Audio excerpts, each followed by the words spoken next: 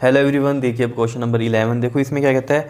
In a laboratory the count of bacteria in a certain experiment was increased at the rate of 2.5% per hour. Find the bacteria at the end of 2 hour if the count was initially this. तो देखो ये question भी आपने वैसे ही सोच लेना है जैसे हमने रुपीज़ वाले क्वेश्चन सोचे थे।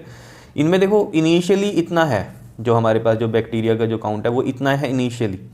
2 आवर्स के बाद बताना है कितना होगा अगर वो इस रेट से बढ़ रहा है, 2.5% से इंक्रीज़ हो रहा है।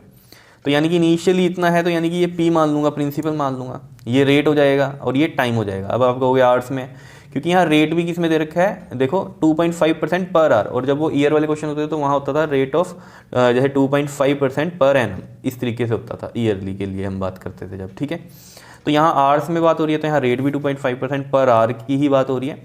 तो यहाँ पर बेसिकली आपने क्या समझना है कि हमें क्या निकालना है, अमाउंट निकालना है, क्योंकि अमाउंट होता है इंक्रीजिंग वाला। ठीक है ना, तो यहाँ देखो इंक्रीजिंग ही बोला हुआ है, तो ऑब्वियस बात है वो ये पूछ रहा है आपसे कि बताओ 2 आवर्स के बाद कितने बैक्टीरिया होंगे। ठीक है ना, अगर वो पहले इतने थे तो बताओ 2 आवर्स के बाद कितने होंगे। जैसे ऐसे सोचो पहले इतने रुपीज़ थे, अब बताओ 2 साल के बाद कितने पैसे होंगे। तो ऑब्वियस ही बात है, इंटरेस्ट रेट लग रहा है 2.5 का, तो आप अमाउंट निकालोगे। तो यहाँ भी ऐसे ही समझना है आपको, बैक्टीरिया पहले इतने थे, इस रेट से वो बढ़ रहे हैं, तो 2 आवर्स में बताओ ज़रा कितने होंगे। तो देखो सिंपल सी है कहानी, कैसे कंसीडर करोगे इसको। इनिशियली काउंट वॉज कितना था, 5,06,000। ठीक है जी, ये था। इसको मैं क्या कंसीडर कर रहा हूँ, पी। और किस रेट से बढ़ रहे हैं, 2.5% के रेट से बढ़ रहे हैं। और जो टाइम है वो कितना है, 2 आवर्स का है यहाँ पर। तो अमाउंट ऑब्वियस सी बात है, यानी कि हम यहाँ निकालेंगे bacteria at the end of, यहाँ पर मैं लिख देता हूँ bacteria at the end of 2 hours. 2 hours के बाद कितना होगा वो हमारा अमाउंट होगा। दैट इज़ फॉर्मूला हमें पता ही है, 1 प्लस में R/100 एंड ये पावर में T। तो देखो P कितना है, 5,06,000 और ये 1 प्लस में 2.5 है, उसका मैं 10 लगाऊंगा और 100 नीचे होता ही है ये वाला, और ये ऊपर आ जाएगा पावर 2।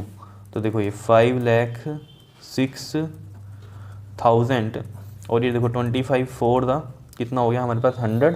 तो ये 1 प्लस में 1 में 40 आ गया, 10 4 दा 40, और ये आ जाएगा 5,06,000।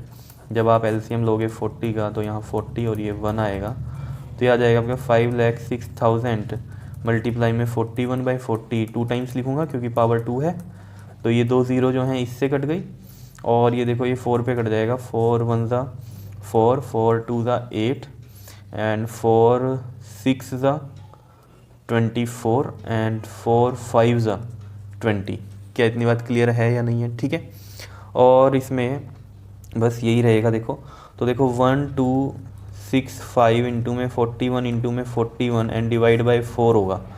तो जब आप ऊपर मल्टीप्लाई करोगे तो आपके पास आएगा ये 21,264,665 डिवाइड बाई 4, और जब आप इसको 4 से डिवाइड करोगे तो ये आपके पास आएगा 531616.25। ठीक है, तो आप इस तरीके से आप इसको सोच सकते हो। ठीक है, इसको भी अप्रॉक्स ही करना है, तो इसको अप्रॉक्स हम करेंगे, बैक्टीरिया काउंट है, हम इस तरीके से लिख सकते हैं इसको अप्रॉक्स करके, राउंड ऑफ एक तरह से करके 1616, बस इतना अप्रॉक्स। अब आप कहोगे जैसे हमने पहले क्वेश्चन में तो यहाँ पर बढ़ा दी थी वैल्यू, 79 थी तो हमने 80 कर दी थी, लेकिन वहाँ अगर आपको याद हो ऐसे था 79, यहाँ समथिंग 79.59 था, तो ये 50 से वैल्यू बड़ी थी तो ये हमने 80 कर दिया था वहाँ पर क्वेश्चन नंबर 10 में। यहाँ पर देखो ये 50 से वैल्यू क्या है, छोटी है, 25 है, तो ऑब्वियसली बात है ये एज इट इज़ रहेगा, चेंज नहीं होगा, इंक्रीज़ नहीं होगा।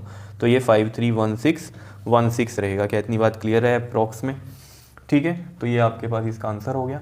तो आपको ये समझना है इस तरह के क्वेश्चंस को भी हमें किस तरीके से कंसीडर करना है। जैसे हम रुपीज़ वाले क्वेश्चंस को कंसीडर करते थे, वैसे ही ये भी पॉपुलेशन के क्वेश्चन हो गए या ये बैक्टीरिया काउंट के क्वेश्चन हो गए, इनको भी इसी तरीके से हम कंसीडर करेंगे और कंपाउंडिंग वाले फॉर्मूले लगाएंगे इनमें। क्लियर है इतनी बात? ठीक है, ओके जी, थैंक यू।